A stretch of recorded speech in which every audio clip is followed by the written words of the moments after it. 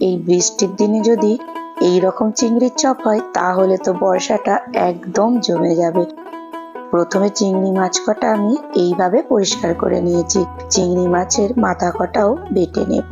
তারপর একটা কড়ার মধ্যে সাদা তেল দিয়ে এক বাটি ছোট্ট ছোট্ট করে কেটে রাখা পেঁয়াজ কুচি দিয়ে দেব। পেঁয়াজটা লাল হয়ে ভাজা হয়ে এলে দিয়ে দেব আদা রসুন আর কাঁচা লঙ্কা বাটা। তারপর দেব চিংড়ি মাছের মাথা বাটাটাও, আর দিয়ে দেব কিছু বেশি গুঁড়ো মশলা, যেমন ধনে গুঁড়ো, জিরে গুঁড়ো, লঙ্কার গুঁড়ো, গোলমরিচ গুঁড়ো আর গরম মশলার গুঁড়ো, আর পরিমাণ মতো নুন দিয়ে মশলাটা বেশ ভালোভাবে কষিয়ে নেব।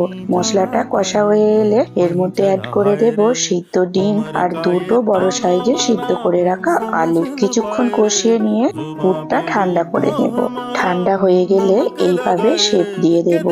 আর হ্যাঁ, চিংড়ি মাছগুলোর মধ্যে আগে থেকে নুন আর গোলমরিচের গুঁড়ো আমি মাখিয়ে রেখেছিলাম। এইবারে 2 চামচ ময়দা, 2 চামচ কর্নফ্লাওয়ার আর অল্প একটু গোলমরিচের গুঁড়ো আর নুন একসাথে জল দিয়ে একটা ব্যাটার বানিয়ে নেব। তারপরে ওই ব্যাটারের মধ্যে ডুবিয়ে ব্রেড ক্রামের মধ্যে কোট করে তারপর 15 মিনিট ফ্রিজের মধ্যে রেখে দেব। হাই ফ্লেমে একটু উল্টে পাল্টে সোনালি রং আসা অবধি ভেজে নেব, তারপর তুলে নেব। বাড়িতে বানিয়ে দেখো, কিন্তু অসাধারণ স্বাদের হয়। বানাবে, বানালে জানাবে কেমন হয়েছিল। ভালো থাকবে আর সুস্থ থাকবে।